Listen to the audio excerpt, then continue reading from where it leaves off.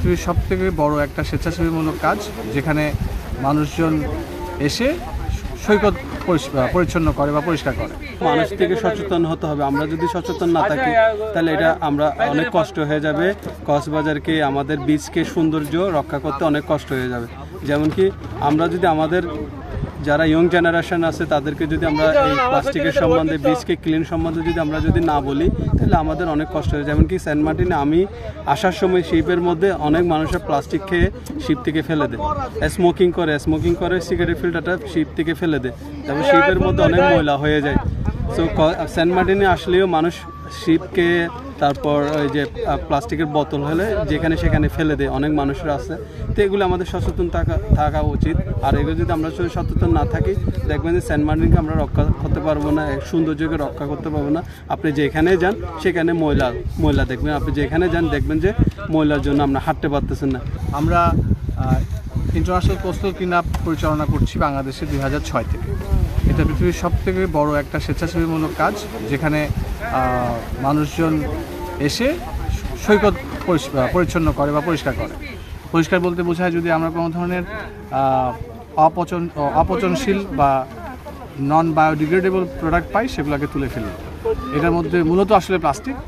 Saint Martin's দ্বীপে এই কাজটা শুরু করেছিলাম আমরা। ঢাকা থেকে আমরা একটা দল এসেছি, কক্সবাজার থেকে একটা দল আসছে, আর সেন্ট মার্টিনসে যে স্কুল, কলেজ, মাদ্রাসা আছে তাদের স্টুডেন্টরা আমাদের সঙ্গে পার্টিসিপেট করেছিল। স্থানীয় লোকজন যারা আমাদের সঙ্গে কাজ করছেন তারাও একইভাবে কাজটা করবেন। এছাড়া স্থানীয় প্রশাসনের মধ্যে কোস্টগার্ড আমাদেরকে বেশ হেল্প করছেন, পুলিশ আমাদের হেল্প করছেন। তো আমরা মনে করছি যে আমরা বেশ ভালো একটা সংখ্যার আবর্জনা তুলে নিয়ে আসতে পারবো।